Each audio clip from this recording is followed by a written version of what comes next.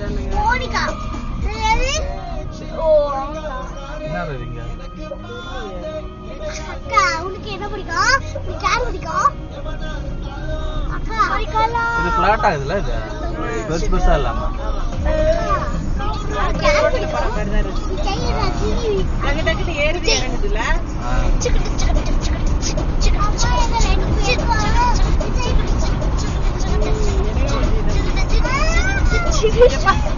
சும்மா இருக்க மாட்டியா? மூக்க கீறி விட்ட. ஆமா